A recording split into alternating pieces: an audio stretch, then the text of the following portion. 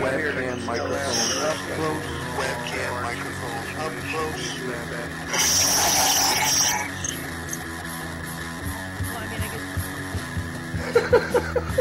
At the age of 19 in 1962, she was a...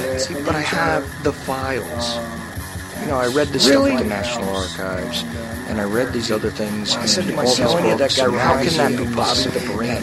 Pistols and fondle slab of choice. I don't know when that was. It doesn't really matter. Internet, professional wrestlers, and not Jesse Ventura style. It doesn't matter where the information comes from as long as it's real. It's hard to get real information. Because seriously, they don't want you to have degrees to together whenever I try to prove out. It's not. If you expect your government to tell you the truth, you're going to sadly disappoint on another one of these things. Dear Lord, what a dirty, dirty old man, huh? Really? You can't be serious. Is this really how you want things to be? Come on.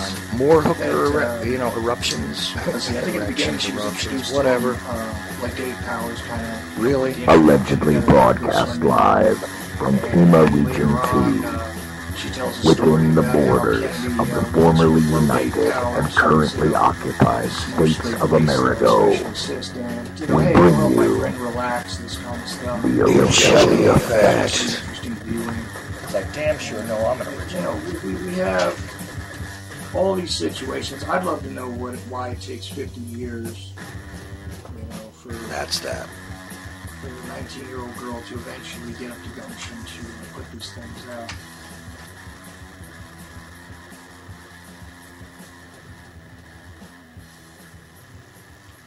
And in the words of one of my favorite musicians of all time, let the madness begin. It is Thursday night. Thursday, in fact. Thursday night on UCY.TV radio. It is the Ochelli Effect. And no, this is not a rebroadcast, ladies and gentlemen. This is definitely live. So, tonight, because if anybody was catching my show on Tuesday, you might have heard an impromptu discussion started with Dr. Larry Woods, and the discussion about free energy and quite a few other subjects that went on during that show. And I got to say, that was one of those things that was a pleasant surprise for me to participate in. A special thanks to Barry Prince, who brought Mr. Woods to my attention, and I've got to tell you that after a little bit of research, although I've been kind of busy over the past few days, it's been extremely interesting to look into exactly what Mr. Woods was talking about. Also, I want to touch upon some of the other interesting sort of links between the energetic world and the world of energy, let's just say. If I can, and let's just hope that the electrical storms, speaking of energy, that have been intermittently creating problems in my particular area, let's just hope that they don't give me any problems during this particular broadcast. You might notice I'm a little tired, and probably don't sound quite like my normal self, but, for those who have been sending interesting bits of hate mail to me lately, I've got to say, at least you're going to get something different tonight. And let me also state this really, really quickly while I try and get Mr. Woods in here.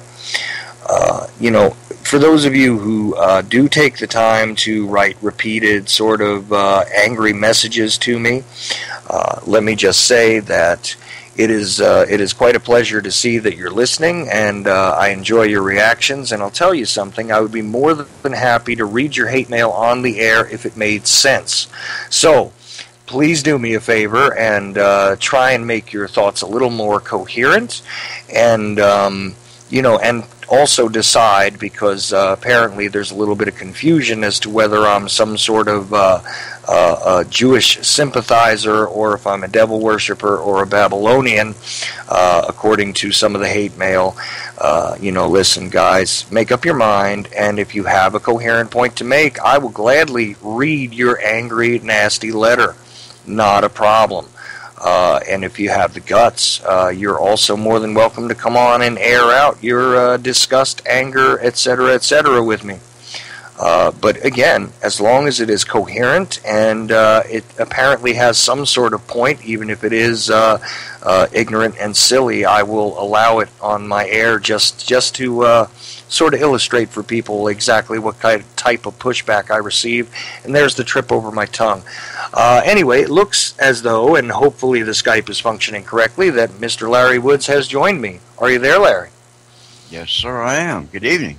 Good evening to you, sir. I am really looking forward to this, and I got to say again, thank you to Barry Prince from the wow. You know his show. It's like puzzle pieces, and I advise people to look around. He's joining a new network now, but he is also linked to the Liberty Beacon. I want to make sure I mentioned him because without his participation in my show, I wouldn't be aware of you, sir. And I'm telling you.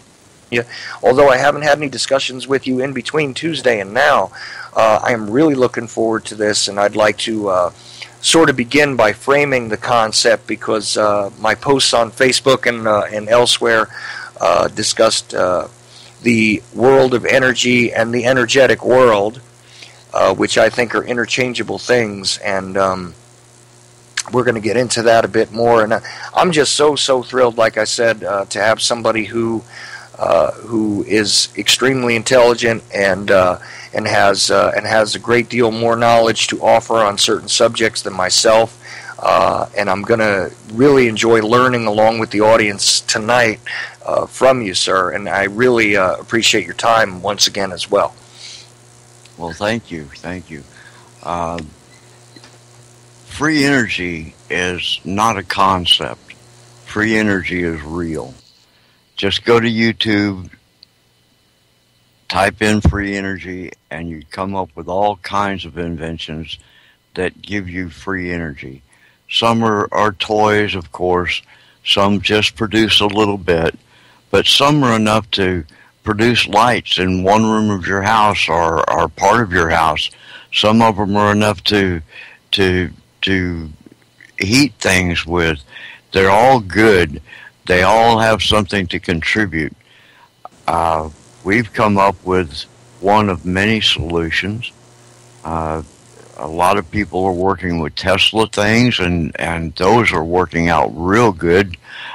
Some of them can walk down an aisle in a department store and make the light bulbs light up. So, you know, these devices are real. They're available. If you can't find one to buy, look it up on YouTube. There's somebody there that'll teach you how to make one. Well, right. Let me, because I just started to look into this, and I got to be honest with you.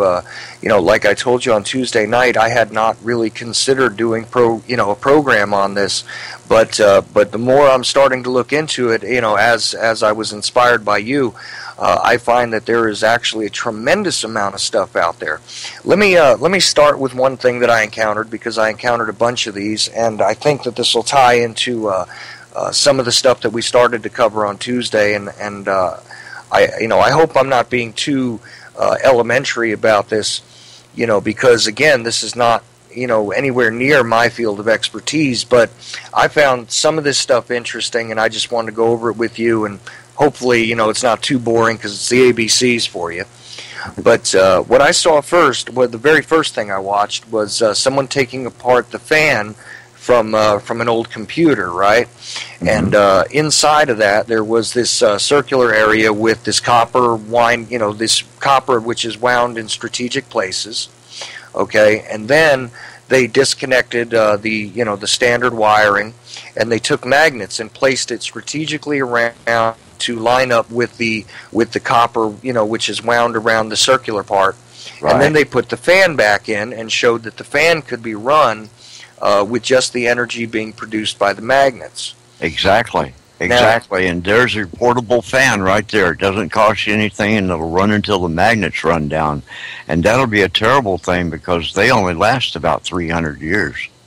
Well, just, again, because this is not something that, and this may sound like a silly question, but here's the thing. Is there a possibility, though, that it's the magnets that are creating the motion as opposed to actually creating the energy that the fan is running on?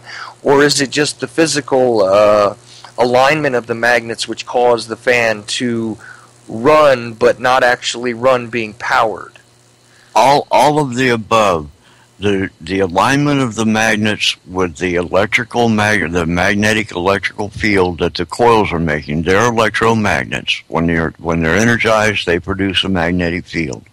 When you wire them properly, you can make them all north, and you can make all the ones that you place on your fan blades north, and they will repel one another.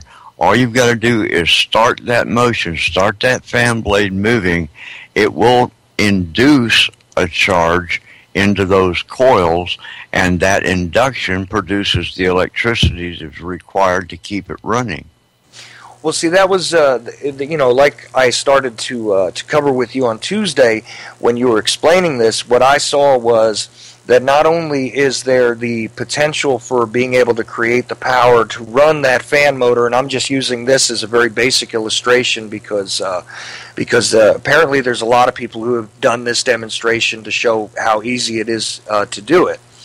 But here's the thing. Not only does the fan get powered, but the motion of the fan itself also has the potential to create energy. So not only is the electromagnetic field creating energy, but the motion of the fan can create energy, and then if you can, there's various ways that you can sort of capture that energy, right, and redirect it to power other things, which could then in turn also create energy as well. I mean, isn't that about what the potential concept holds for? Absolutely. Okay. Absolutely. Magnetic energy is one of the many solutions to the power problems today. We know how to manipulate the magnetic fields. We know how to use the magnets to repel. We know how to use the magnets to attract. Use them.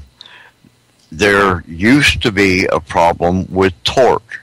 A magnetic field has very low torque, and therefore you could not use a magnetic field efficiently to turn a shaft. That has been overcome now. Various different people out there have real high torque magnetic fields.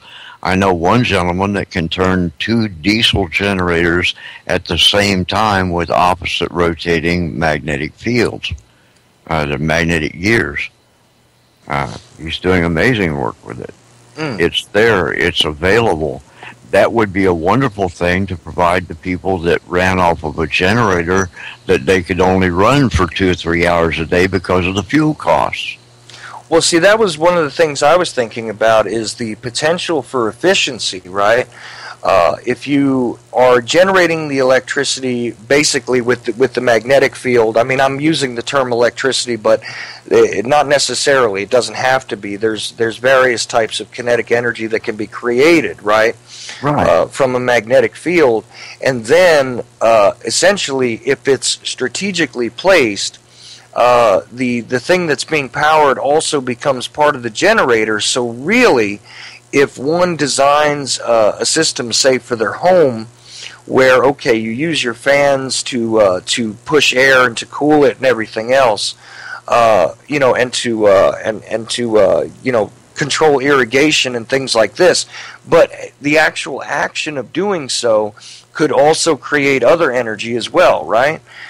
And depending on how one designs these things, you could be looking at an endless sort of stacking of these different mechanisms, right? I mean, not endless. I know that's kind of silly, but I mean, the potential is there, right? It's not. It's a loop effect. With a few capacitors, you can capture this energy, use it to do anything. If you put a coil around the axle of a car. Mr. Woods, just 1 second. Go ahead. For the phone callers that are trying to reach me right now, I just want you to hold off on your calls for a little bit, because I want to lay out the very basic ends of this with Mr. Woods, and then if it's all right with you, do you mind if I call you Larry, by the way? I'd love it. All I right. prefer that. Well, I appreciate it. I mean, I was just respectfully referring to you as Mr. Woods, but But honestly, I'd prefer to call you Larry. So, Larry, if you're game for phone calls, we'll definitely do that as well. But I just wanted to kind of have this conversation with Larry for a little bit before we get on to the phone calls, because you never know what direction that'll go in. And I just wanted to lay out some of these very basic ideas and very basic questions that are coming from me first. So if you guys could just hold off a little bit, I will join you in as soon as we get this underway a little more, okay? All right. Anyway, sorry. Now, you were talking about the capacitors and... yeah, if you put... You got 4 axles on a vehicle. Right. They turn. If you put magnets on those axles and put a coil, a toroidal coil, around those magnets, that will induce a charge into that coil. With that charge, you can charge up a capacitor bank. Think about it. When you charge that capacitor bank, that will start your car when you first get going. The motion of your car, the wheels turning, will charge the capacitor bank. When you get home, plug your house into your car, not to charge your car, but to charge the capacitor bank at home. Let's just back up one thing. What is a toroidal coil? The term I like to use for them is donut. If you'll just think about a donut, a toroidal coil is a bunch of copper wire round around a donut. Right. This is what we were talking about before, and it's the same concept from that fan motor that I was talking about. Exactly. And once again, people, please just hold your calls for a few minutes, because I want to just continue with this conversation just with Larry and myself for a little bit, but I will join you in shortly. If you guys could just hold off. Thanks. Yeah, a toroidal coil. Okay, so that is the donut that we're talking about with the copper wiring around it, which, depending on how it's wound and the way that it's done, and then in conjunction with the magnets, this is what together creates the energy, basically. Yeah, that generates electricity. When you move a magnet across a conductor, it generates electricity. That's simple, plain electrical theory, electrical fact. Mm-hmm. So, if you put your wire on your toroidal shape, your donut, in the proper configuration, then you can control that magnetic field and make it work for you to increase. And when you increase the magnetic field, it decreases the resistance of the wire. It's an amazing phenomenon.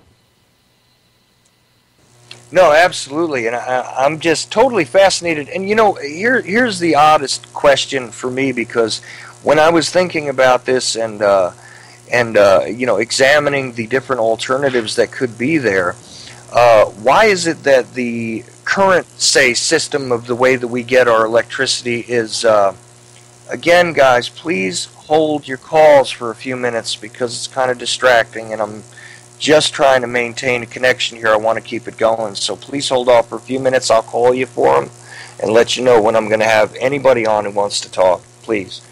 Okay, as I was saying, I'm wondering why the current grid is not set up to repurpose or deal with sort of this excess energy which is being generated, right? Why does that seem to be like one of the things that should have been done, should have been thought of originally, but is completely not in use, let's just say, under the current conditions? In the beginning, they found that winding wire around an iron core would induce a load magnetically into another iron or into another wire wrapped around the same iron core.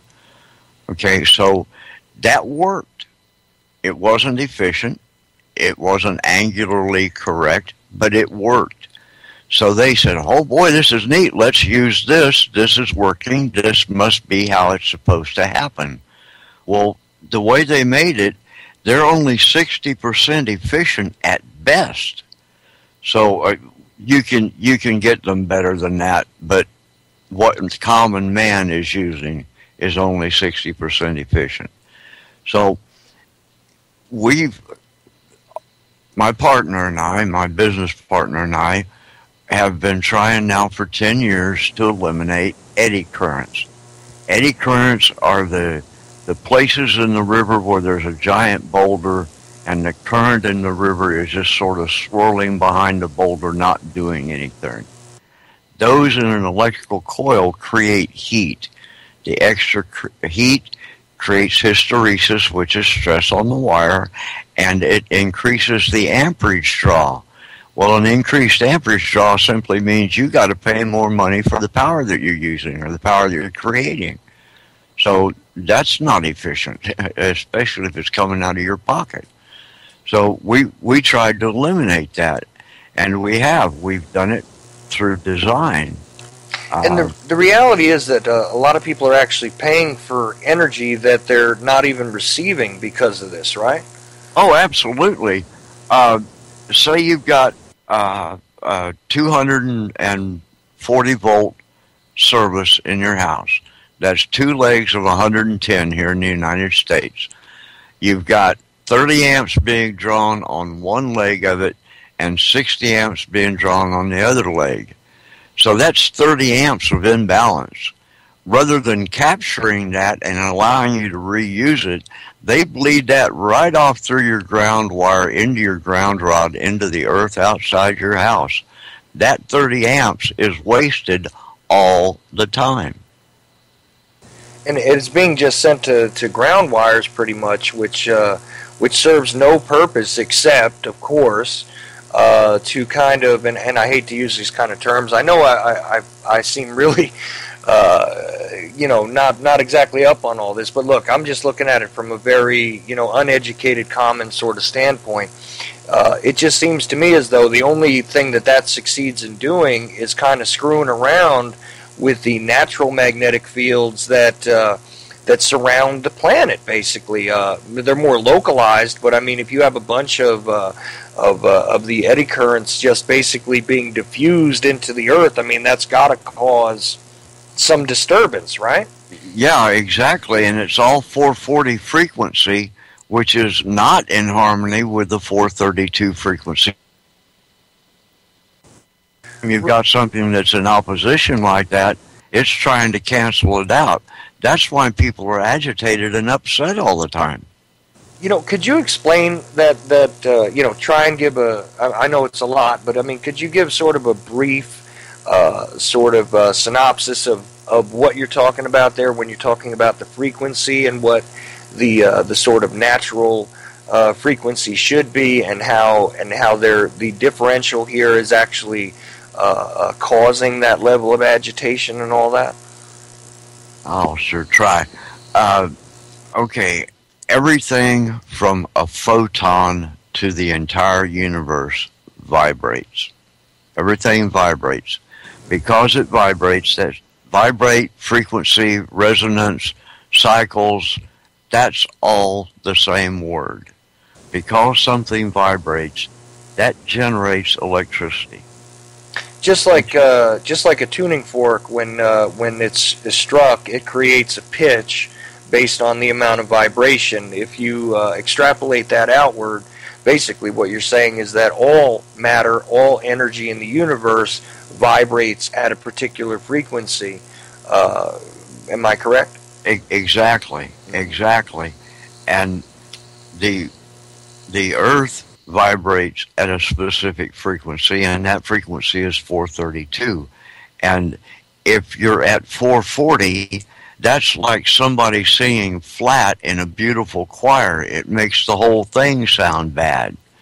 If you are in harmony with 432, that will make everything feel better. You'll be calm. You'll enjoy things. You'll physically feel better. You'll be able to think more clearly. You'll be able to focus better. You'll be able to enjoy reality. And a very simple way to look at this, based on my understanding, and again, correct me if I'm wrong, is that, if you break things down to their very essential sort of motor activity, the brain is a tool of electrical impulse. The movements of your muscles, the way that you interpret light, the way that you react to your environment, all of these things have a great deal to do with electrical impulses that create a magnetic field, and your interaction with the environmental magnetic field have a direct effect on your brain's ability to process things, and how your mind ends up interpreting these things, because it's all seen through the lens of electromagnetic fields, which are all part of the natural world. We're not talking about about the things that are unnatural at this point. We're talking about just, if you strip away all of the technological terrors of our current time period, this has very much to do with the given biology of living things, right? Yeah, and everything. Open your eyes, and what you see is potential. No matter what you're looking at, you see potential. There are electrons there waiting to do something. The Earth is the negative pole, the sky is the positive pole, and people and everything on the Earth is the capacitor. We are a living electrical organism. Right, and all things that are alive in any way, shape, or form have a capacitor potential, basically. This is one of the very basic elements of life, as I understand it. And again, I may have a very sort of kindergarten way of looking at this, but I mean, it just seems to me as though it's the most logical and sensible thing to utilize the things like earth batteries, which I found extremely fascinating, and to be honest with you, had never really heard of. I mean, I've heard of using certain vegetables as batteries, and I've heard of using water, which is treated a certain way, as batteries, obviously. But the fact is that everything that is alive and everything that is in motion has the potential for the transference, the capacitor capability that could be part of the electrical system, and in fact, by its nature, is part of the electrical system of all things that are part of the biosphere, let's just say, right? Yeah, as you see the wind blow through the trees, they're generating the power that's charging the Earth. Precisely. I mean, it's almost as though the entire thing was set up. In fact, really, like life and all matter itself is based on the energy within and the potential of energy to be transferred from one thing to another. And that's why the concept of earth batteries, I wondered if you could touch on that a little bit. The use of the sky and the earth, because you have the negative pole, which is the ground essentially, and then the sky has the positive end of the electrical spectrum, right? Exactly. And an earth battery is a simple thing to make. It takes a minimum of 2 ground rods of dissimilar metals. For you folks that don't know what dissimilar means, that's 2 different kinds of metal. One steel and one copper would be wonderful. Drive them into the ground. 1 iron, 1 copper, 1 aluminum, 1 copper, whatever. Drive them into the ground. Your copper's going to be your negative. Your aluminum's going to be your positive. Keep the ground moist between the 2 of them, or at the point of each of them, and it doesn't matter how far apart you can put them. You put them 6 foot apart or 10 foot apart or whatever's convenient for you. Just don't put them exactly next to one another. Give them some distance. Attach a wire to each one of them. Between those 2 wires is potential. All you've got to do is, I've got a design for one that uses 4 posts, 2 aluminum and 2 copper. Each of those posts has an electrical coil attached to it, and there's copper wire that attached to all 4 posts. It's a very simple system, and with the 4 coils on it, that would produce enough power to power your house out of a 10-foot square in your backyard. I'm just going to throw out this question because I did get a question via my Skype, and I wanted to make this clear because I did forget, and I probably should have done this at the beginning.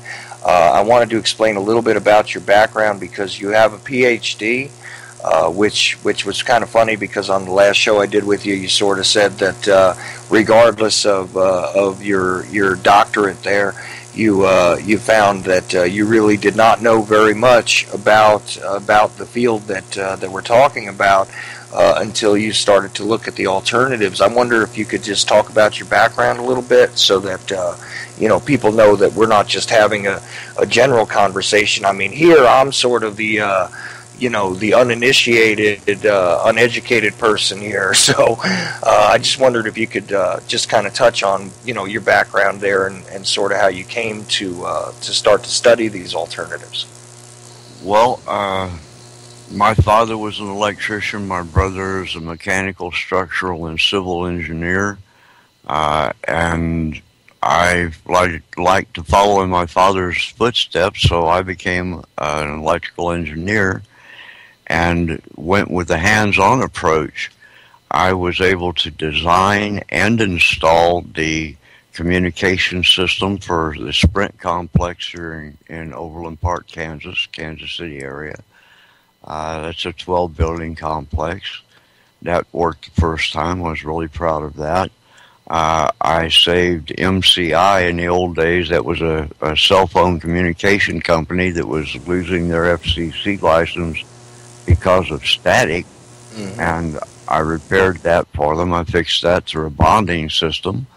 I've done a lot of work in power quality, eliminating the odd harmonics in power systems to provide the initiation of voltage and amperage at the same time.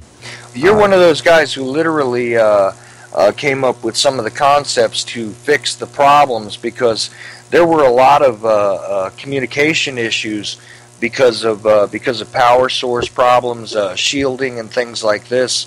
Exactly. And actually, some of the stuff that you're talking about here, I know was applied to some of the older hardware that isn't really in use anymore in the music industry. But they turned to guys like you to sort of get rid of the buzzing and hissing and things like that. Yes, sir. In the beginning, a computer system had to have a separate grounding system and a separate supply, or it would receive all of the odd harmonics created in every bit of equipment in the building. So you had to have a separate system completely for your computers and your sound systems. And when it wasn't pure, when it wasn't connected correctly, you got crackle and static, and it just didn't work for the radio world, and it didn't work for the communication world. Well, right, and there was even difficulties where certain electromagnetic fields that were created by certain speaker systems and amplification systems, you would have sort of cross-contamination between signals, where radio transmissions were being received by amplifiers and all kinds of stuff like this. When the proliferation of the use of the electromagnetic fields and the way that broadcasts were sent, in a terrestrial sense, and these were sort of the problems that they brought you in to fix, right? Exactly. Those were harmonics that fought against one another. One going one direction and one going the other. An odd harmonic travels in opposition to power flow, and even harmonics travel with power flow. So they were bucking one another. And right. that in itself causes your system to use more amperage. That was built into the beginning system so that they could charge you more for the power. So they were inefficient by design. Absolutely. Just like the nuclear power plants, the GE engineering team that designed them said that they were designed to fail. Yeah, they were making work for themselves pretty much. Exactly. And I got to tell you, nuclear energy is one of those things that just has never sat right with me because, in my opinion, even the so-called peaceful uses of nuclear energy have never been anything but a weapon. It just depends on which target we're talking about here, because the waste from a nuclear facility is weapons-grade plutonium. Yeah, right, and not only that, but I mean just the water that they boil, okay? Because here's the weird thing that I think a lot of people miss is that we're talking about, a very sort of complex and dangerous way to boil water, which kind of makes it a really fancy, inefficient steam engine, really. The Romans were using steam 2,000 years ago. When are we going to move into the 21st century? That's right. Throughout the empire, you could find evidence of the use of steam to create heated floors and to push objects from one place to another. There was actually transportation systems based on this, and archaeologists have actually only really discovered this stuff in the past few decades that this technology was in use there and in other places as well, right? Mm-hmm. And I know the ancient Greeks used steam to raise and lower, or to open and close the doors of a temple. Yep, you got it. And actually, a much better design was found in Egypt, as we touched upon in the other show that we did. And I know I'm going all over the place, Larry, but it's just it to me fits together rather perfectly that we're talking about these things, because all of these uses and wasteful sort of applications for drawing energy are really completely unnecessary and weren't the fault of, let's just say, limited technology or anything like that. It's actually it has to have been done on purpose, like you said. For the those that are in control of things to profit, and that alone is should be disturbing to people, especially when we're looking at the idea that you can create energy for free, and energy that not only is efficient but is actually positive in that. Your use of energy could create further energy. I mean, the example of the axles on the car turning around and then creating energy and storing it in a capacitor and then possibly bringing it back to charge your house. This sounds almost like science fiction, but really it's more like suppressed reality, isn't it? Exactly, and that same concept you could put on the propeller of an airplane and fly forever. You wouldn't have to come down for gas. You could put that on a boat propeller, and the boat would not have to refuel.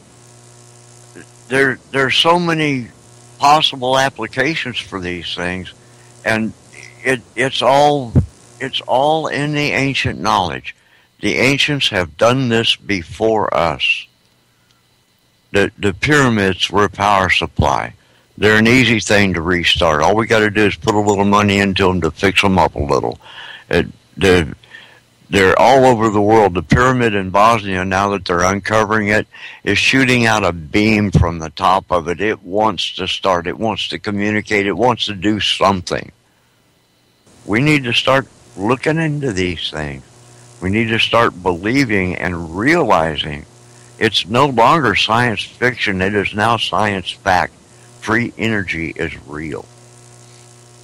Absolutely. One of the odd things that I've tried to discuss, and you might be able to understand this because I've never found anybody who can exactly fit in what I'm going to say to you right now with this concept. But here's the thing. I have a visual problem, right? And my visual problem is actually, you've heard of macular degeneration, right? Yes, sir, my father had. Okay, well, essentially I was born with just about zero maculose in the rear of the retina. Okay?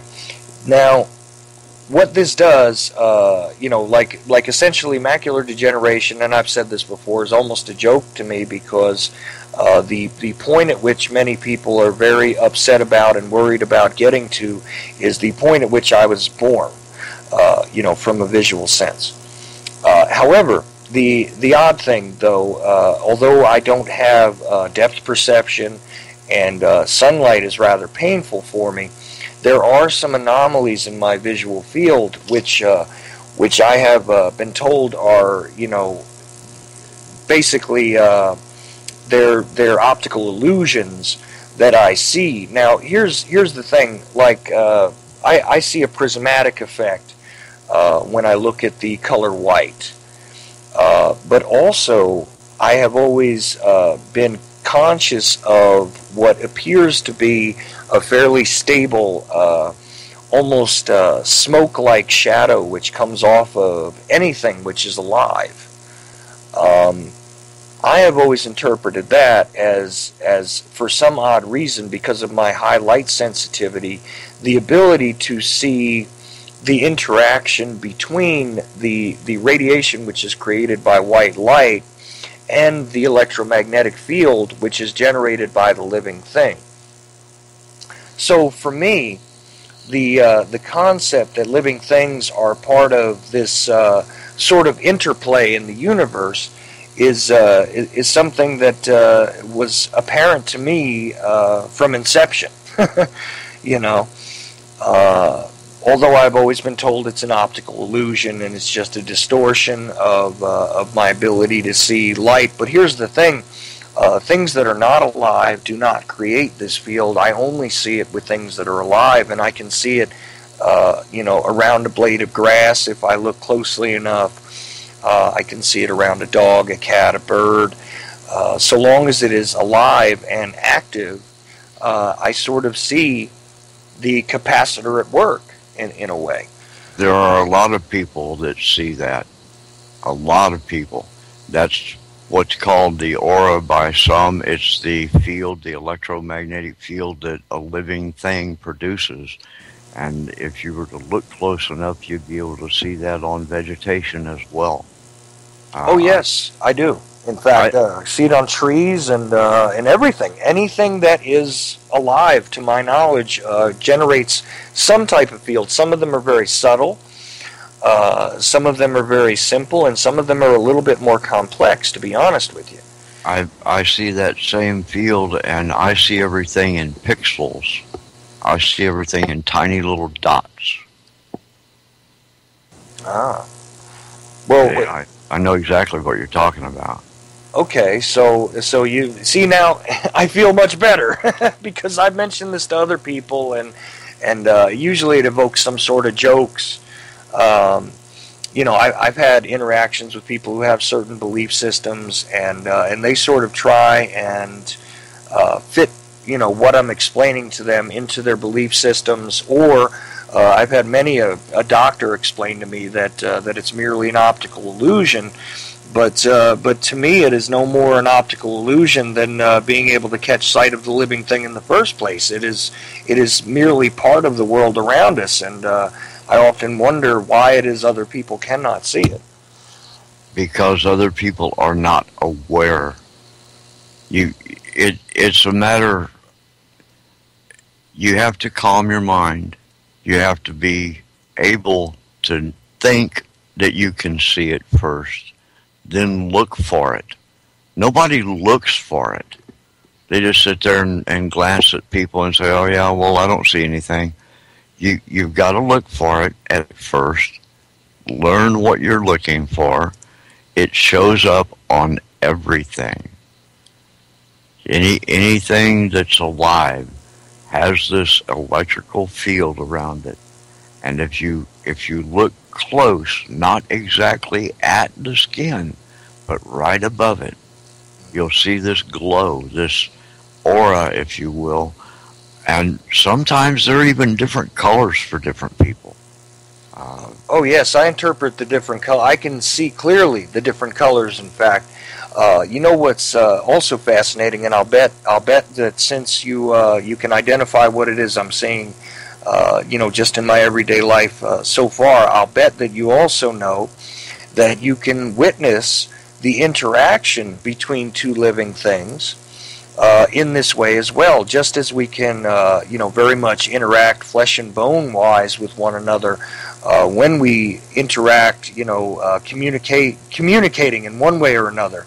My Aikido student and I get little tiny sparks to go between our fingers when we practice ki.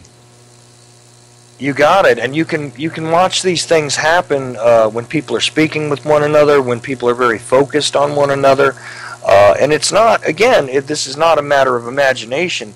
This is part of the physical reality that a lot of people are just simply not aware of. This is a reality that the Western world does not believe in, but a reality that the Eastern world has embraced for thousands of years. Precisely. And I'm so glad again that and the reason why I bring this up is not a random thing. It is to put it into context with what we're talking about these coils, and about the ability to actually participate in the natural world, as opposed to trying to bend it to our own will. If it just seems to be a logical, conclusion for one to reach, that it would be so much more healthy, not only for us as creatures, but for every other creature and for the rest of the planet, if we were to utilize the energies that already exist in a harmonious way. And this is why I bring it up, and why I think it's necessary to understand that even on the most rudimentary level, when we're talking about interaction and the potential for the creation, not the creation, I hate to use the word creation because it's not right, for the ability to harness, let's just say, the already existing energy. It's not necessary to light things on fire, to boil water, to split the atom. In reality, there is plenty of energy actually all around us at all times, and this is why I bring this up. I know, again, I'm sort of oversimplifying in a way, but I think it's necessary to point this out and to sort of make people aware that the more you do look around you, just like you were saying, that free energy is literally everywhere. And there would be no life without that energy anyway, and the ability to harness it, regardless of whether we're talking about the Earth battery or the fields of magnetism that are already existent, or the ones that you could sort of create to repurpose, for your own uses. All of these things are actually very environmentally friendly. They're very friendly to us as creatures and all of the other creatures that we are sharing this little blue sphere with. So this is why I bring it up, and I know this may sound, again, very elementary, but I wanted to make that point, and I also want to get back to the discussion about the energy solutions that are just absolutely logical and so much better than what it is we're currently doing, in my opinion. So, it's not just my opinion, it's just simple fact, because as we've discussed here, waste is built into the electrical grid. Waste is built into the use of most current fuel systems as they are thriving or devolving on our planet, depending on how you look at them. And isn't there just a way that we could probably replace every single one of these harmful, utilizations of energy on the planet with something that's so much more friendly and makes so much more sense to all of us and everything else on this globe? It's about time we started doing it, because we're not going to be able to for much longer. We're not going to be able to afford it for much longer. The way fuel costs in the Midwest are going, they're rising 20, 30 cents a week. That's ridiculous. There's no point in that. Uh, we're bleeding the earth dry. We're taking Mother Earth's life force from her. And one of these days, Mother Earth is going to revolt. And I don't want to be here when that happens. Well, I have often made the joke that, people worry about the Earth. I am not particularly worried about the Earth, but here's the thing. The Earth will eventually shake us off like a cold. Yes, sir. Take a little rest and go to bed, which would pretty much, going dark on all life and pretty much shake us off if we're really doing enough damage to her, I think. And that'll be the end of that. So really, just for the concept of self-preservation, it is absolutely time that we start to look at things in this regard. People at one point were promoting, like I said, nuclear energy, which is just a complete terror in my mind, as clean and efficient and everything else. It's just one of the most illogical, nonsensical things that's ever been unleashed upon us by the scientific community, in my opinion.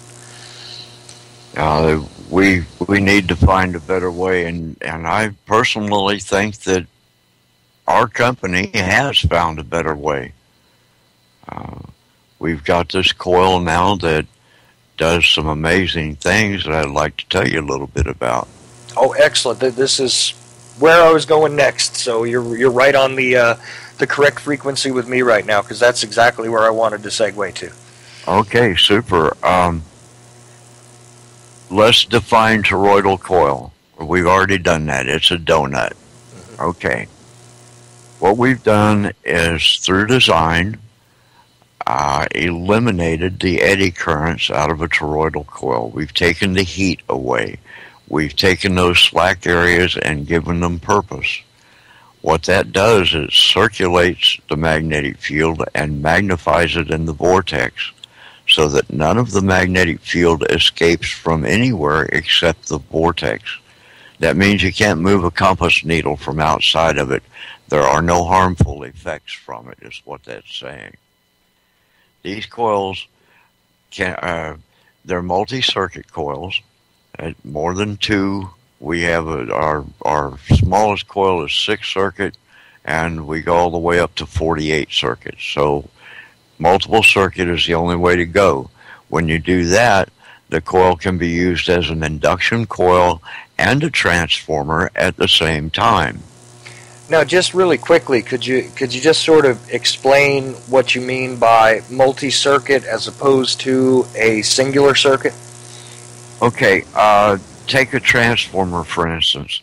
That's one long piece of wire wrapped around one section of the iron, and another long piece of wire wrapped around the other section of iron.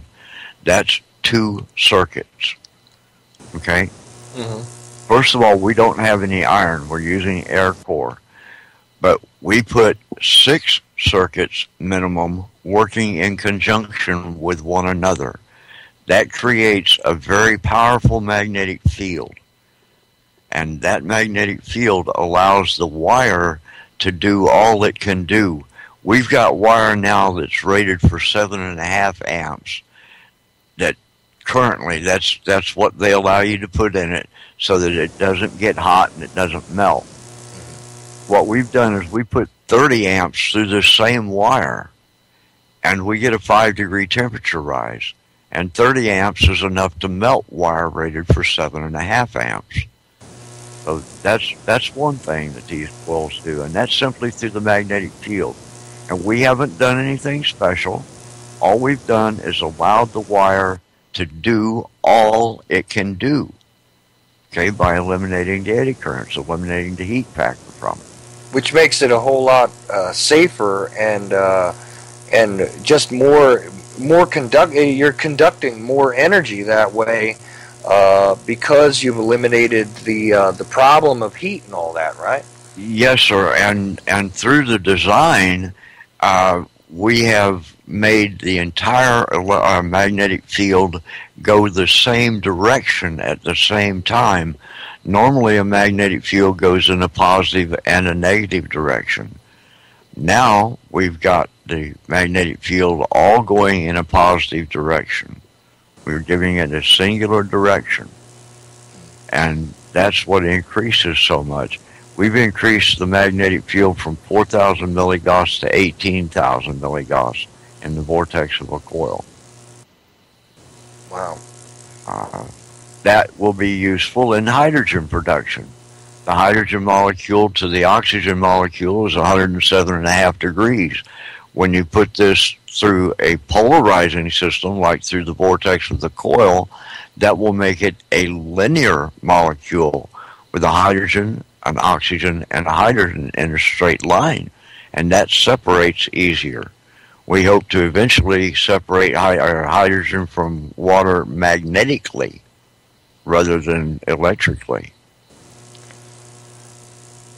This sounds vaguely like what, oh boy, this guy's name is not coming to my head. I think it was... Stanley Meyer? There we go. That sounds very much like what he was trying to use to purify water, right? Yes, and through ozone tubes you can exactly purify water. You can purify sewage instantly drinkable. Muddy water is instantly drinkable. Water with heavy metals in it is instantly drinkable. Ozone will make your plants, or ozone water will make your plants grow faster. Ozone water will make you grow better. Right. Right. This was kind of like one of the concepts they tried to introduce. They bottled it at one point, that oxygenated water, right? And that'd be all right if you bottled in a glass bottle. Yeah, but because it was in the BPA based bottles and all that, it ends up being more of a negative than anything. But if it had been bottled in a glass bottle, it would have been actually really, really healthy. It would have been more efficient from an energy standpoint for the human body, right? Exactly. And a gentleman named Pete Adams, the owner of OzoneTubes.com, go there if you like. He produces ozone tubes that you hook onto your water supply, and it purifies it 100%. Well, I can't say 100% because I'm not sure, but it does the job. These systems need to be in every third world country. They need to be on every water purification plant in the world. It's a wonderful system. It's very efficient, and it can be sized up for any size, from garden hose size all the way up to water purification plant size. This is a technology that's available today. It's real. It works. It's good. It's one of the solutions so that you don't have to put all those nasty chemicals in the water. And there was somebody actually trying to use a similar technology to clean up the BP oil spill. Yes, sir. And it would do that. Pete now, I believe, is working with the fracking people to clean the fracking chemicals. Which is a whole other sort of disturbing subject, the whole fracking subject as well. Oh, absolutely. I'm totally against that. But with Pete's system, it wouldn't be putting poison into the earth water, into the groundwater. They've got good systems out there. There are a lot of people that are doing this, and I just want to stress that we have one of the many, many, many solutions. Just really quick before we start to take phone calls, because I keep getting rung up here, and I want to start taking phone calls in just a couple of minutes here. But really quickly, do you have any opinions on Royal Raymond Rife? I'm not sure that I know about him. Oh, all right. Well, he was apparently studying a lot of these very similar sort of techniques when it came to the utilization of magnetic fields in an efficient way and all that. And somebody might want to look into. I mean, it's just it's more of a historical exercise at this point, more of an academic exercise. I mean to say, just like very much the Tesla type technology has not really been fully revealed to the public. I think that Rife is another guy who had some answers here, and Tesla, in my opinion, is one of those guys who has been very much suppressed as far as what he could have taught our current society, let's just say. And guys, I will start taking your phone calls now, if you don't mind, Larry. So if you guys want to join in, it's 718-717-8296. And, if you have me on your Skype list, that's fine too. Charles.Ochelli is fine. You can just join in that way as well. I'll be happy to take any calls that are relevant. So please join in. So go on, sir. I wanted to hear more about this because you were talking about what your company is doing. And I'm very fascinated by the idea that you're going to try and do some of this for people that have never had power in Indonesia as well.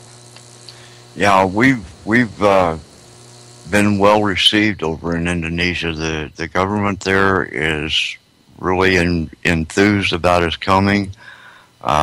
They want to subsidize our product so that all their people can afford it.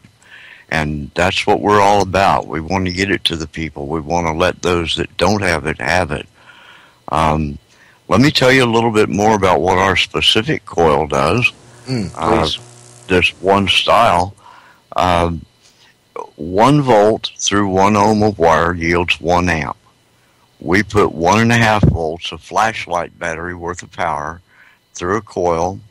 That is 0.46 ohms, a little bit less than half of an ohm, and we get 10 amps out. Now, using the standard formula, that would yield 0.69 amps, and we get 10. Another wonderful thing about these coils is when you add a load to any electrical circuit, you get a voltage drop. We don't. We get 0 voltage drop. The amperage increases a little bit. Because the amperage increases, the magnetic field increases. Because the magnetic field increases, the resistance of the wire decreases. These coils ask for more load up to a certain point, up to 3 times the rated amperage of the wire. And then you only get a 5-degree temperature rise. How is it that, is it just by controlling the sort of waste that's created normally that you're able to reduce the creation of heat? Yeah, by circulating the magnetic field and letting it expand to its full potential, that eliminates the heat. That also creates what I call core effect, which is opposition to skin effect. Skin effect is what all wire does when you have an electron exchange, when there's electricity moving in it. That means that all the electrons are exchanged on the skin, on the outer surface of the wire. Not in our case. In our case, all of the magnetic field is exchanged in the core of the wire. And that way, there's no magnetic field that escapes. We control the flow, and we make it flow in one direction rather than 2 directions at the same time. That really intensifies the field. That more than triples it. And really, and again, I'm sorry to really draw it down to its most basic element, but what you've really done here is you're naturally allowing the circulation of this so that resistance is not an issue anymore, because what happens is the reason why the skin effect becomes relevant is that it encounters far too much resistance and sort of builds up like feedback, right? Yeah. Okay. Yeah, Okay. That surface agitation interacts with other fields in the area, and those other fields are like throwing pebbles into that current. You're going to disturb it. Right, and in that way, I mean, just air itself ends up being part of the resistance factor for what's feeding back from the skin of the wire, right? Yeah, and it takes the computer that you're looking at. It's got a lot of coils in it, all of them influencing one another. Some of them in a positive way, some of them in a negative way, and every one of them generating heat. Mm. And 215, if you, I tried to join you into the call. If you want to try again, please do. And anybody else that wants to try and join in, 718-717-8296. I'm not on the UCY network. You can just try and drop to charles.ochelli if you want, and I'll join you into the call either way. But please try again, 215, and anybody else who wants to join in. Okay, so as we're explaining here, really what you've done, though, is allow the potential that would normally exist to encounter less resistance and then to be repurposed so that it becomes part of, it sort of ends up residing in the core of the wire, which is really, it seems to be the most sensible way to deal with this. And I say again, and I know you can't necessarily answer this, yourself, but it almost seems as though all of this stuff should have been designed that way to begin with. Do you have any idea as to why it wasn't, besides the fact that you could be charged more for it? I mean, was there some sort of design flaw that people missed, or is it just really a matter of, we can charge you for more that you're not getting, and therefore, it's just pretty much a scam? How many years did it take before somebody improved on the Edison light bulb? These guys made something back in the late 1800s that worked. And boy howdy, let's use this one. John's a smart guy. Let's use his generator. Boy howdy. So we've just compounded on others' mistakes. And because it is functional, nobody has thought to make it as functional as it could be, because they're making lots of money off of what they've got now. So simply because it was functional and also something that could continuously generate revenue, because you would need to replace these things, obviously, if they're under a lot of stress, and you have the additional heat elements here, it's going to have breakdown built into the system. And therefore, you're going to need to replace your light bulbs more often. You're going to need to replace your wires more often. You're going to need the work of, sorry to say it, but, people like yourself to repair the system as you go along, right? So Exactly. it's like they've sort of created work for themselves. Yeah, and that's our philosophy is, if you've got to come back to us, we have done something wrong.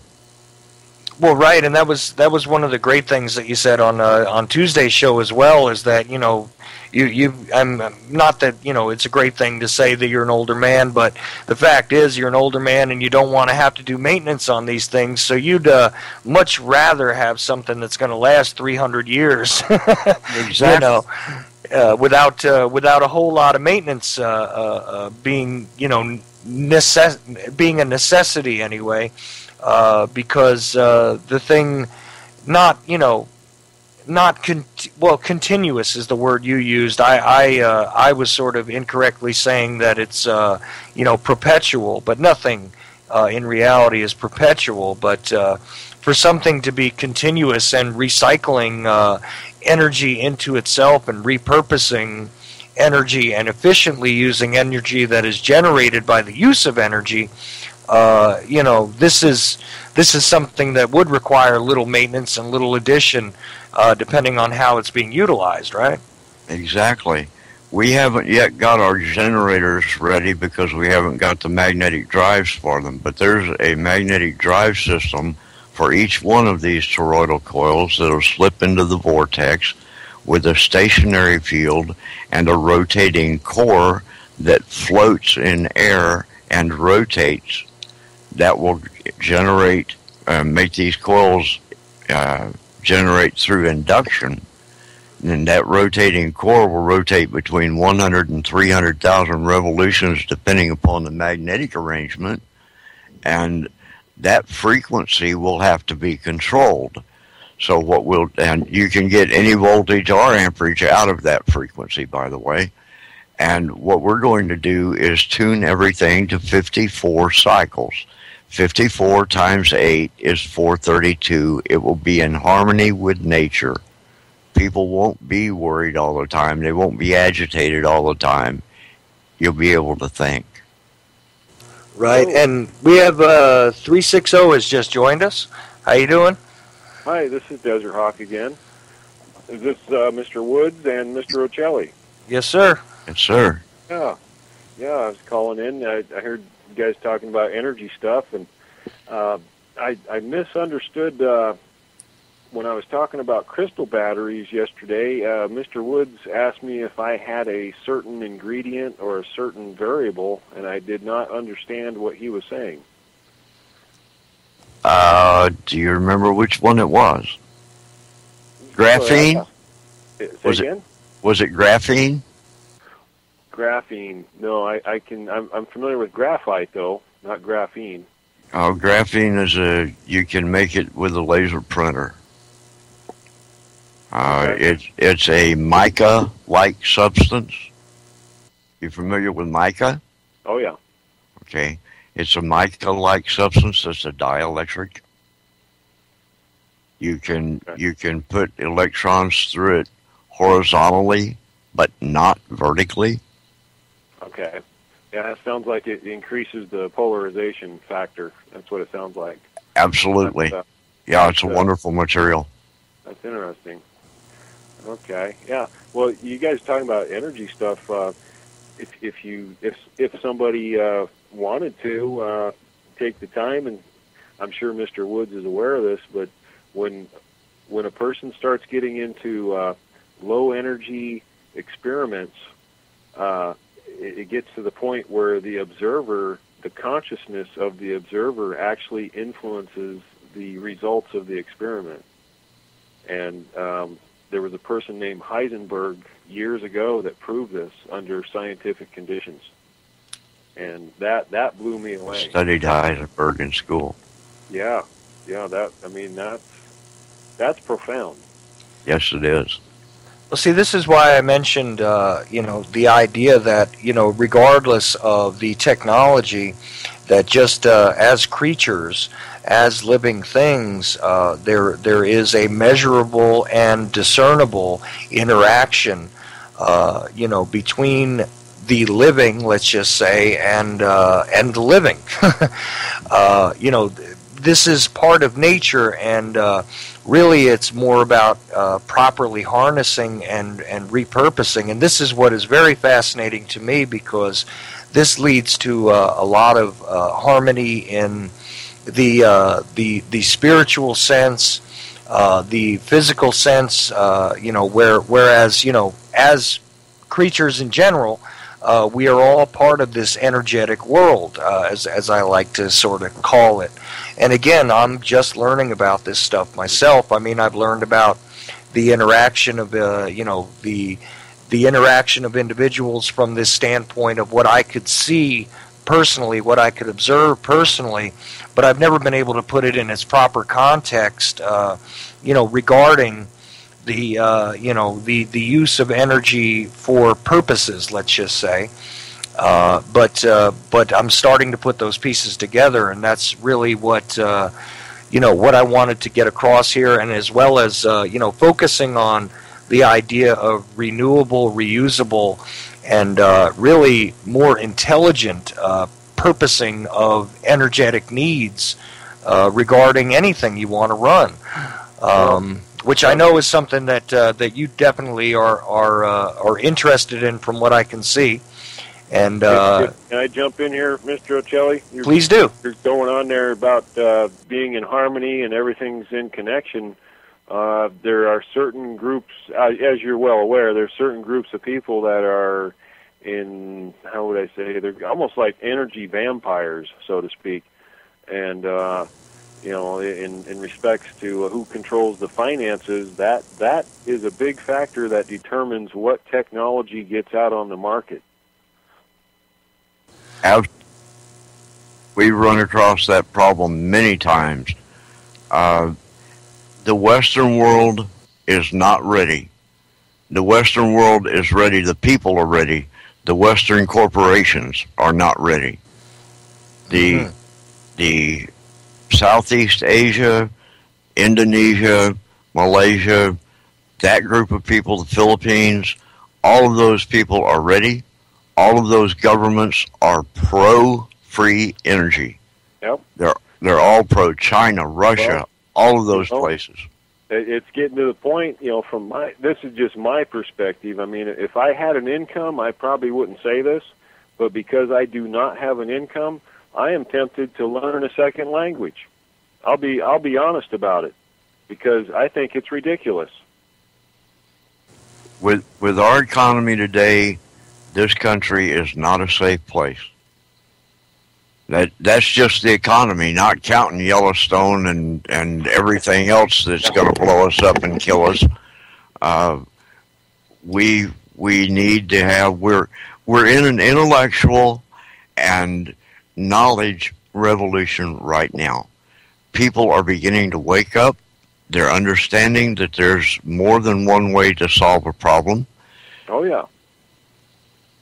And I think we're getting people involved. Everybody needs to go out and involve one other person. Everybody needs to go out and share your knowledge with a young person, somebody that's going to be here when you're gone. Get them involved. Make it fun for them. Show them something. Don't make them do it. Show them. If they want to get involved, let them get involved. If they don't, find something they're interested in. Promote their interests. There are brilliant minds out there. And in the past few years, I've spoken to some of the most brilliant minds in the world, and they're all amazing. We're all going toward the same problem from a different way. We're all tiny little spots of knowledge on a great big ball, and we're working our way toward the center, toward the unity spot. And we're all going to come together. Hold on there, soon. Mr. Woods. Hold on. I think we should go the other way. I don't think necessarily the center is the best way to go. Well, maybe outward is the way we should go. That's expand that ball. Yeah. Yeah, expand the ball. Everybody in the world knows something that I don't. Now I want to know what they know. Same here. I don't know everything either. I listen. I'm listening. It's just something that popped in my mind. You got to be careful which direction you go. Yeah, really, we want to go out, not in. Yeah, it's working. I'm going to jump off. I'm going to listen on the air. You guys go ahead. Talk to you later. Thanks for calling in. Awesome. Thanks so much, Desert Hawk. Thank you. Yep. Anybody else who wants to join us, please do. Again, 718-717-8296. Be more than happy to take anybody who wants to discuss any of these, any of these things which we've kind of thrown out there. And Larry, anything that comes to your mind at this point, because Desert Hawk is also very interested in space travel, and I know we touched upon that briefly the other night. But the concept of creating, an electromagnetic, and again, I apologize for using very simple terms here, but I'm just beginning to wrap my mind around this. Schauberger taught us how to do electromagnetic propulsion with his wind experiments and his water experiments. Could you explain who Schauberger, who that is? Schauberger was a very, very famous German scientist who was developing the jet program for Hitler. And during the war, sometime after, I don't know when, but he came over to our country along with a massive group of German scientists and got into our propulsion programs. I believe that the United States government, as well as other governments, already have magnetic propulsion drive engines. Mm-hmm. We've designed one using the Schauberger effect that increases the magnetic field behind you and decreases the magnetic field in front of you, so you actually fall into a magnetic hole. And that hole will go anywhere you point it, up, down, sideways, whatever.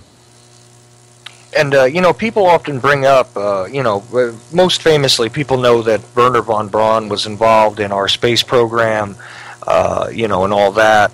But yeah, Schauberger is one of those guys that's not often mentioned when it comes to this stuff, but is definitely somebody worth looking into, and I advise anybody to do an internet search on him and see for themselves what you're talking about, Larry, because it's it's really mind-bending stuff if you think about it, because it goes far beyond the very sort of primitive means that we've utilized thus far, at least to our knowledge, in these programs, right? Exactly, and with the magnetic vortex drive engine system, there will be a safe zone between the two sets of coils where the living area, the living safe, human safe area would be. That will have deck plates that will be magnetized. That means that you are only influenced by the magnetic field that you're in. What that says is that there is no outside inertia. That's what you're seeing, these things zipping from one spot to the next with no seeming inertia. And that's magnetic drive. Right, and this is one of the reasons why quite often people see things in the sky that behave in an almost supernatural fashion, because they're probably, and this is my supposition, a lot of these vehicles are really things that have been created under programs that we don't really have great public knowledge about, but these things have been spotted, have been seen, by various individuals all over the planet, and I think that we're looking at, in some cases, the very experimental vehicles that are utilizing other types of technology outside of what's considered standard propulsion. I'm sure you agree with that as well, right?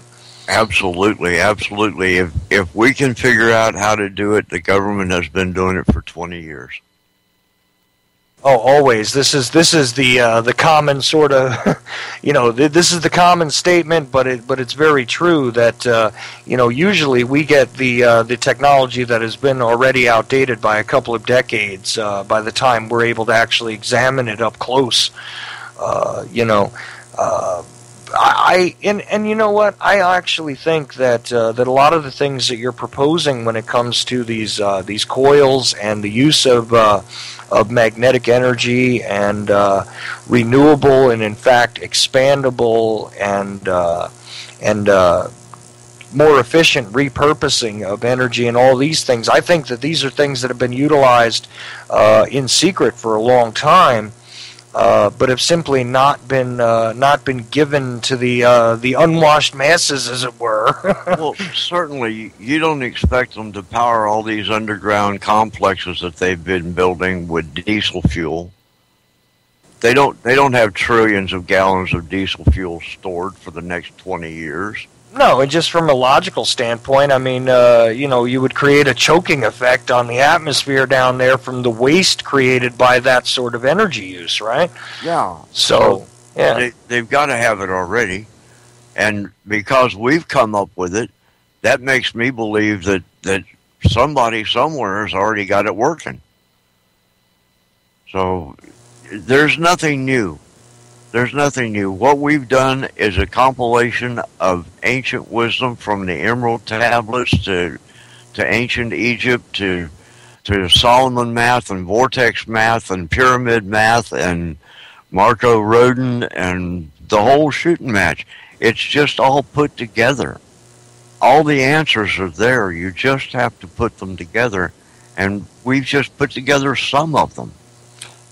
Could you sort of illustrate for the listener what you mean by pyramid math? Because I've tried to explain in the past that the triangular structure of a lot of things, and in fact the pyramid structure of things is not something that is there for the aesthetic qualities, but is really rather conducive and conducive to conductivity for various purposes, including communication, including what people would refer to as, the use of the spiritual world or the supernatural world to create effects on the populations and things like this. This is something that the Egyptians and other cultures were quite aware of a long time ago. I wonder if you would touch upon that for us for a little bit. Sure. The pyramid math is all ratios with the earth. Everything is in ratio with the earth, with the distance between the earth and the sun, the circumference of the earth. Pi is represented in there, although pi is not a good number anymore. I won't go into that. That's an hour's worth of math lecture. It's okay. But, all of the Earth ratios are in the Great Pyramid, and if you break that down, that comes out to a Fibonacci sequence, a Fibonacci spiral, and if you break that down, that comes out to the 133 line. And along that line are all the great structures, and that is the center line of ancient Earth. Right. The map of our world essentially was laid out. The structures were actually laid out in accordance with the, how should I put this? With the Great Pyramid of Giza. Right. From the different angles from that, and those are all correct coil angles, by the way. From the different angles coming out from the Giza, you can go to every monument on the earth that we know of. And I'm sure on these lines and many places that we don't know of are other monuments. Well, yeah, there could very well be other places that have yet to be discovered as well, but if we sort of follow the roadmap, I'm sure they could be unearthed. And it is amazing to me that this type of knowledge has not been related to us in our current time. And I wonder if you wanted to comment about that as to why that is, or how that's sort of gotten, and I hate to use this term because I don't believe it's gotten lost. I think it's just simply been suppressed. But okay, think about it. They have found watch gears, brass watch gears, in 400 million year old stone. So that tells me one of two things. Either civilization has risen and fallen many, many, many times that we don't know about, or time travel is real. Whichever way you want to see that. That means that technology has been around a long time. Mm-hmm. Okay? So everybody that we know of in our history, somebody has conquered somebody else, killed off all their holy people, burned all their books, and rewritten history. Every single conqueror that we have ever known has done that. Your gods are wrong. Boom, I'm going to burn you. Nevermore will we speak your words. Okay? That's how the Sumerian language got lost. If you can't speak Sumerian, you can't produce the proper harmonics to invoke the gods. If you know the true name of, and that's gods with a little g, if you know the true name of something, you can invoke that thing. Mm-hmm. That's what the Solomon stuff is about. Solomon not only was a book in the Bible, but Solomon wrote a great number of books on magic and what chants to use, what types of metal to use to create the proper frequency, the chants that created the proper frequency in the proper language, just like the Buddhists do today.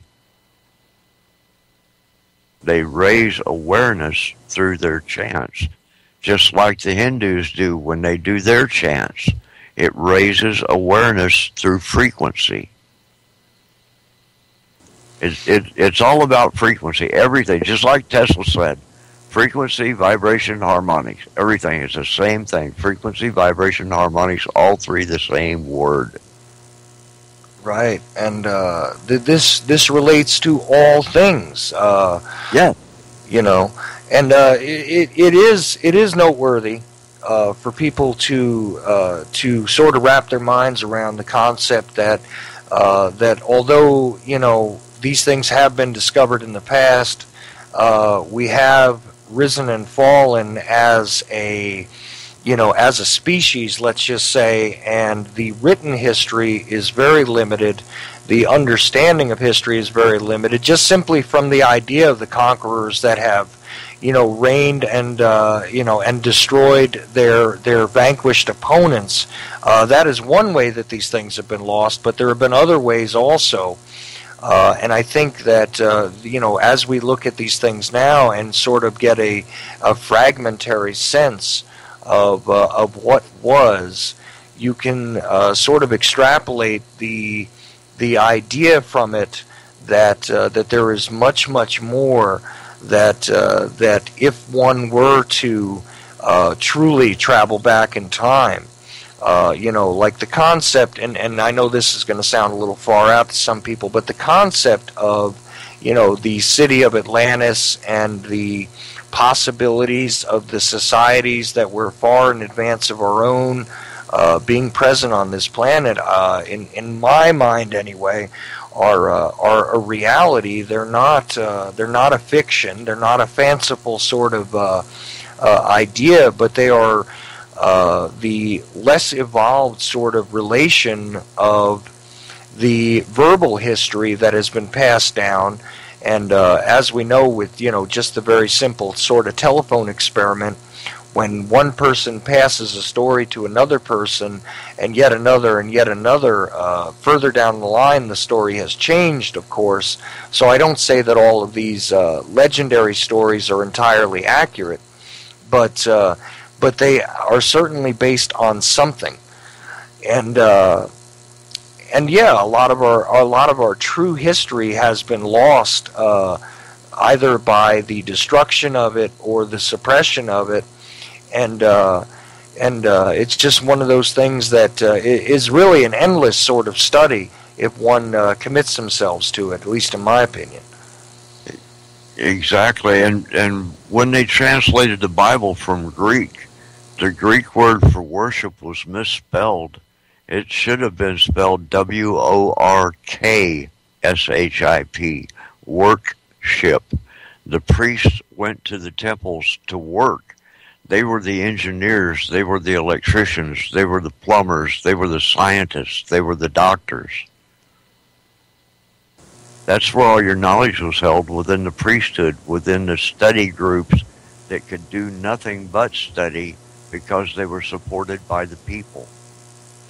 Well, yeah, and this is where the reverence for, it's sort of a residual thing nowadays where, where priests are given, the time to do their studies, are sort of given that position of being the learned class, let's just say, but it's not done the same way anymore, and it's really sort of just what's left over from what used to be in various cultures, regardless of the religious persuasion as we understand it now. You're very much correct that the priests, the higher honored individuals, these scholars, let's just say, were all one and the same.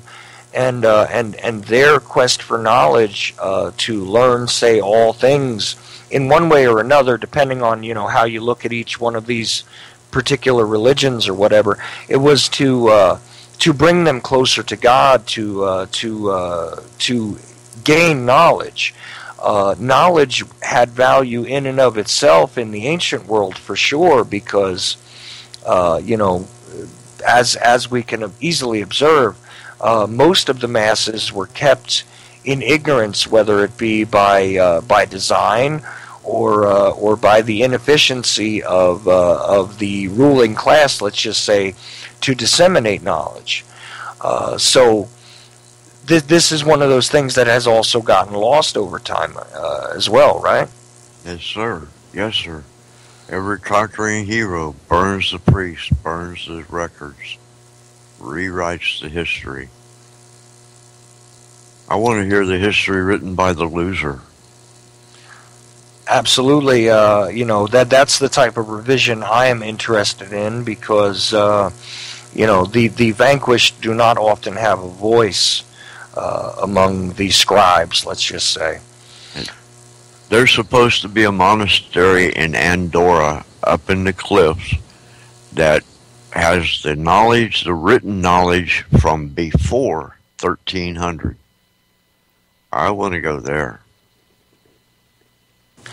Yeah, I tried to track down at one point because there was the possibility that there was a serious store of knowledge in Peru as well. Did you hear about that? Yes, sir. Yes, sir, I sure did. A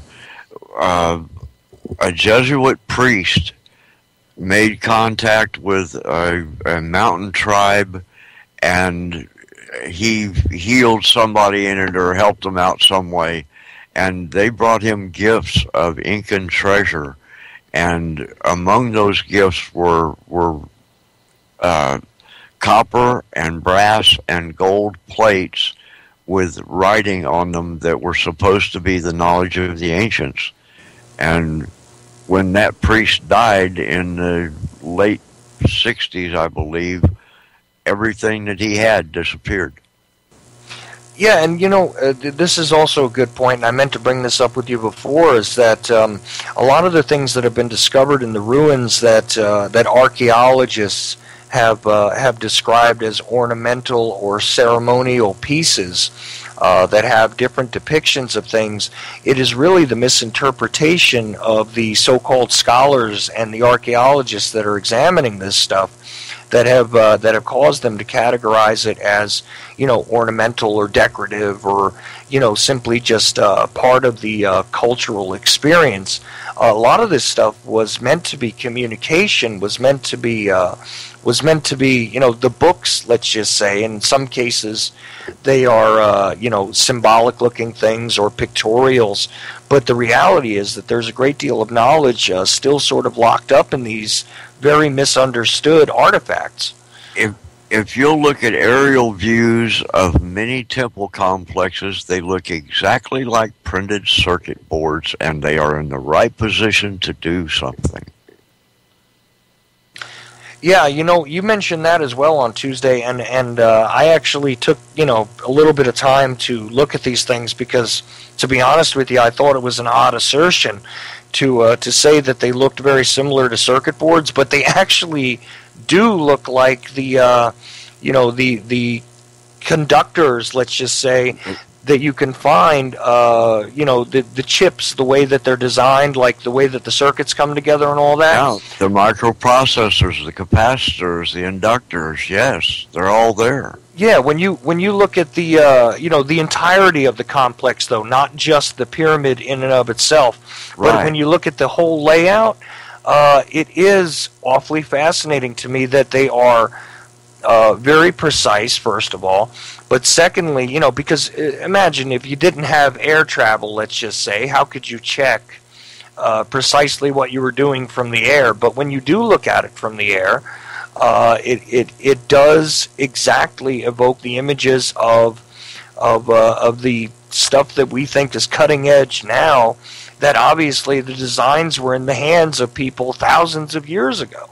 Yes, indeed. It's in plain sight. They did it in stone so that it would be remembered, and we forgot.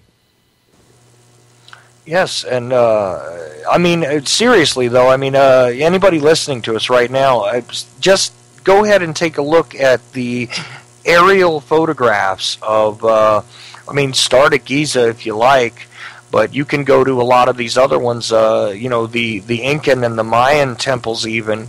If you take a look at the sun. Mm-hmm. Oh, go ahead. Oh, I'm sorry. Go ahead. No, the Mayan Pyramid of the Sun in South America.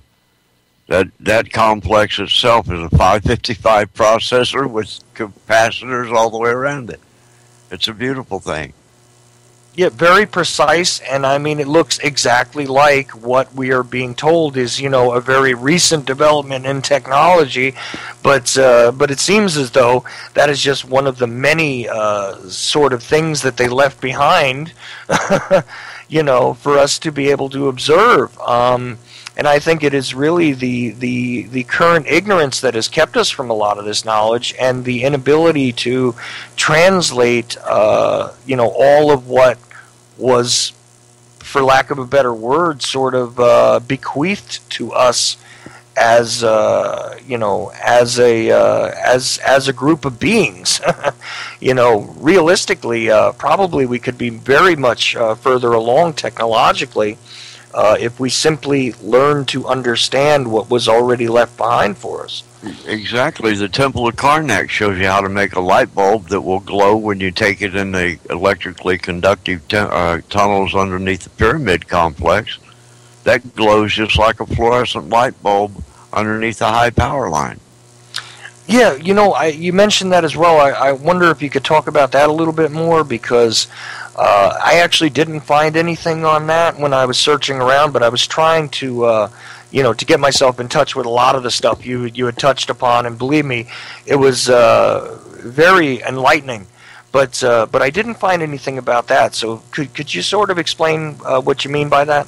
Okay, on the temple walls in Karnak, carved in stone, is a giant thing that looks like a bulb around a lotus blossom. And all they're saying is, oh yeah, that was just to represent the fragrance put out by the lotus blossom. Well, no, it's not. The man holding it is holding the metal end at the bottom of the lotus flower. That has got a wire going from it connected to or dragging on the ground. That provides the ground for that light bulb through that man to light that bulb up just exactly as if you were carrying a 40-watt fluorescent tube under a high power line. When the pyramids were generating power to their full capacity, you could walk anywhere in any tunnel in any pyramid and carry one of these bulbs and it would light up. That's why there's no carbon marks on the ceilings of any of the chambers in the pyramids. That's why you'll not find carbon marks in the Mayan temples. I'm being told, actually, by a message that if you search the term Edison did not invent the light bulb, that you'll find an explanation of what you're talking about here. So I hope that's correct. I don't have the link here, but you guys might be able to search that out somewhere, or somebody might be able to drop it in chat if they get what I'm talking about here. But thank you. I really find that fascinating, because again, this is exactly what we were talking about here, is that the ancient knowledge, which is so often represented as bizarre and really just symbolic. There are a great many things that are in the pictorials there that, and again, I'm no expert on this stuff, but people have said to me for many years that you can see machinery in action if you decode what's on these walls, and some things are very easy to see. The images of helicopters and stuff like this. But I say again, this is our primitive understanding. I think that a greater examination of the knowledge that would definitely add to our current pool of knowledge, let's just say, and I think that unfortunately we've sort of been sequestered from it for far, far too long. But you can even generate electricity by running a copper wire out your car window with small squares of aluminum foil attached to it and driving down the road. Power is everywhere. Power is in the air. Well, see, that's why I said the energetic world, because the entire world is energy, basically. It is energy which is activating matter on various frequencies that all sort of coalesce together. and come together at that point, which is 432, as you said. And there's actually a greater breakdown for that, and the more people look into that, they'll find that that if we were able to convert our current production system of energy to something that is completely conducive with the natural order, that we would find a greater harmony on many levels. Yeah, go ahead. I worked for many years canceling out the bad harmonics in power systems. If you know the bad frequency or the frequency that you want to affect, there is another frequency that cancels that out. If you can find the frequency of the stone you want to lift, you can put an alternate frequency into it and eliminate the mass of the stone. That's what Leedskalnin did to create Coral Castle. With his hand crank generator, he found the frequency of the different material he wanted to lift and transferred that frequency out into his chain hoist. He didn't chain hoist 10-ton stones out of the ground with a 1-ton chain hoist. He chain hoisted them by eliminating the mass. And this really does explain the also the movement of stone, which constructed a lot of other ruins at this point, in Egypt and even in Europe, where we see, like Stonehenge is an interesting thing for people to look at, of course, but there are various structures where stone has been moved in a seemingly impossible way, and it appears to me as though people were very familiar with the concept of eliminating the mass by exactly what you're talking about, right? Exactly. Sonics can do wonderful things. In 1965, sonic welding was perfected in the United States, and that was squashed because it doesn't produce heat, it doesn't produce the harmful chemicals and effects, and it doesn't use massive quantities of electricity to make it work. Right, so therefore it's not very profitable to the corporate interests who... Exactly. Yeah. So what I'm getting at is that you can melt stone sonically, and the locations that seem like the stone was melted together, that's exactly what they did. They were able to place magnetically the big boulders one on top of another and then melt them into place to seal them so that they would be earthquake resistant. And this is why the temples have survived as long as they have. Because people have always asked these sort of questions, and it's not an easy answer when they say, well, how is it that they moved, these giant slabs from one place to another, and then were able to stack them upon one another and put them together in such a way that they survived all of these natural events like earthquakes and even volcanic eruptions and things like this. These are very durable structures as well. Yep. The ancients knew how to build, and if we would take their example and look at the structure and how they put their blocks together with smaller interlocking blocks, it's a simple process. We just don't open our eyes. We're stuck in the books. We don't realize that there is a better way that we've not been told. And that's what I'm here for, to open people's eyes. Well, precisely. And listen, we only have I think we have about 12 minutes left.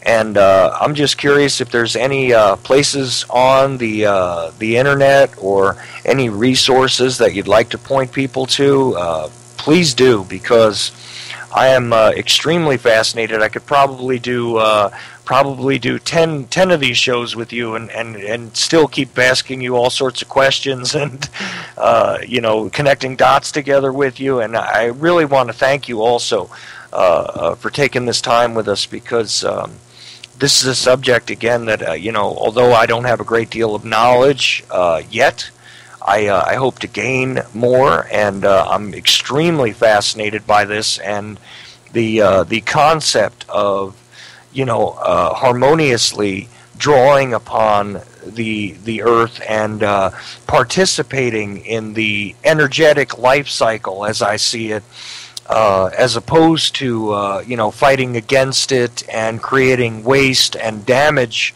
not only to our planet but to each other. So, I mean, any resources that you think are worthwhile for the listener, I'd really like to hear from you on that. Okay, well, thanks for having me. I really enjoy doing this.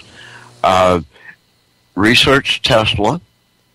You can go to the patent office and get every Tesla patent that there is.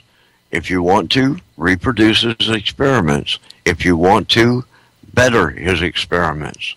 Create something of your own. Go to Mueller Magnetic Generator. That's a very good system. It's a loop system. It takes a small amount of power to get it started. Once it's started, it self-perpetuates. Another self-perpetuating system.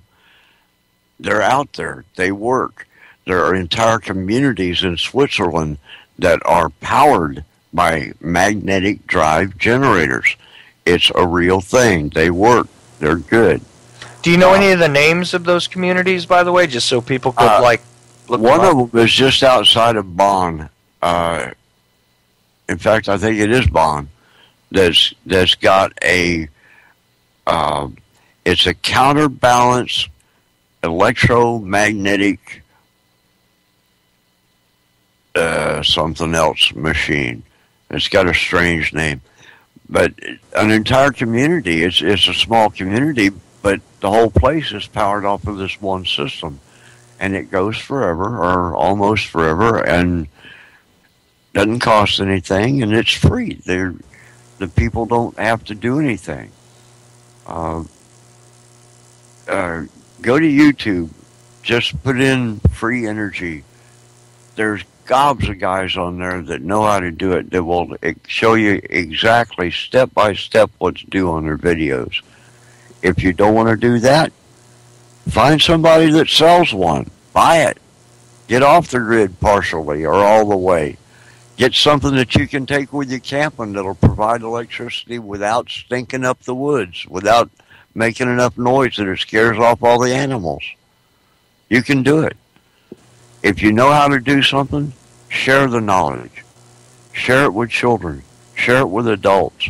Beat your children over the head until they realize that there's more learning to be had than is in the books. Ask them to question everything. Right, and when I just entered free energy into YouTube search engine, like I said, I started out with the whole concept of the computer fan, which was very basic, but it started to give me ideas, and then I started to search other things based on what I saw in some of those other videos. It is literally like endless. Totally. And go to Vortex Math. Go to Marco Rodin. Those guys, that's amazing stuff. Vortex Math will give you the pattern of your coil. Vortex Math will tell you how to correct DNA. Vortex Math will tell you how to make harp. It's amazing stuff. Well, yeah, and that was another good point because this really is an eye-opening thing. You can begin to bring things into harmony with one another, and the actual layouts of these coils and stuff are really interesting. They make perfect sense, though. It's not like crazy stuff that requires a whole lot of money to do necessarily. You might be able to pick up some junk, actually, some broken things even from around your house, and repurpose them into some of these small generators. That's what I spent some time watching, actually. Absolutely, a ceiling fan will make an excellent generator. A broken ceiling fan, a broken fan of any kind makes an excellent generator. Magnetically turn a motor of any sort, excuse me, and that will give you DC power. So the sources are there. It's just a matter of doing it. An old alternator out of a car can be turned magnetically. And there again, you've got power. Yeah, this is another thing too. Is that even old car parts and things can be repurposed if you have something that that can be that can conduct magnetic energy in some way or other.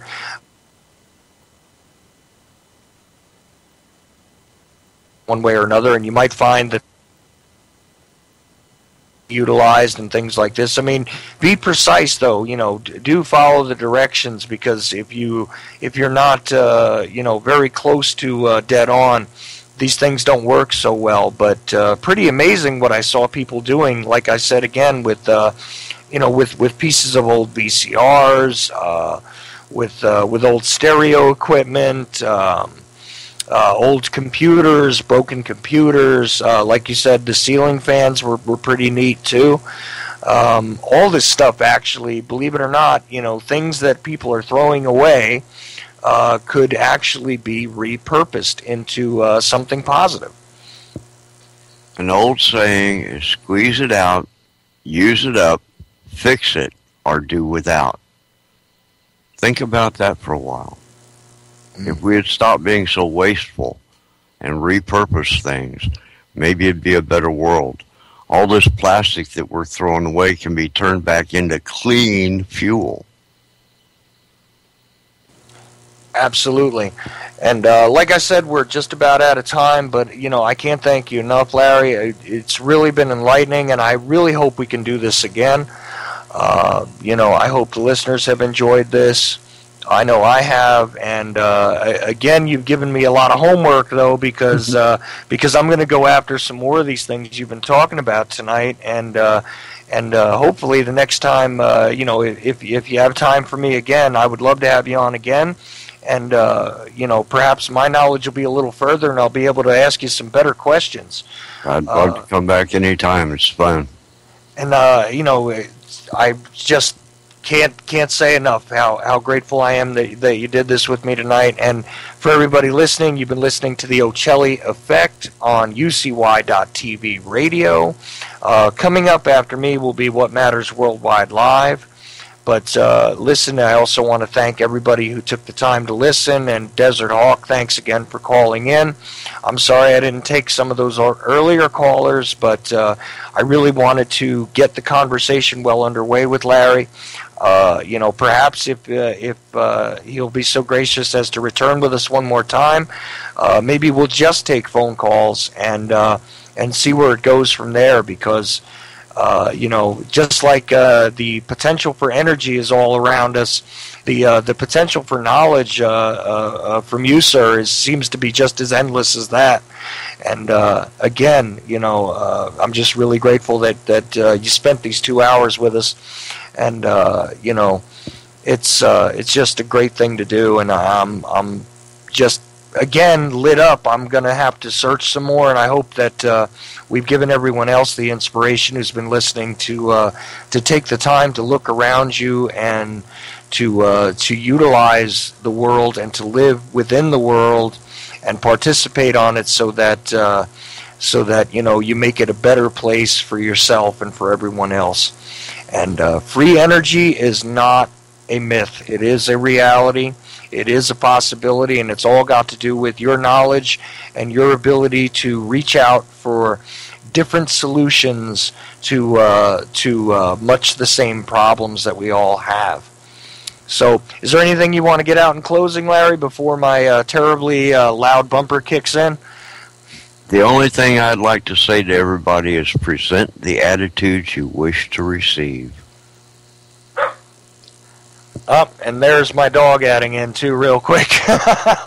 And thank you so much again. And yes, I really hope that people do take that advice from you, sir. And it is just it is a privilege to be able to converse with people like yourself, and to search for new ideas and better ways to be. So, in closing, everybody, I hope that that this was good for you, because I definitely enjoyed it, and I have a great deal more work to do looking into all these things. So again, let's just see. There we go. Stay tuned. Webcam Next microphone up close. Webcam microphone up close.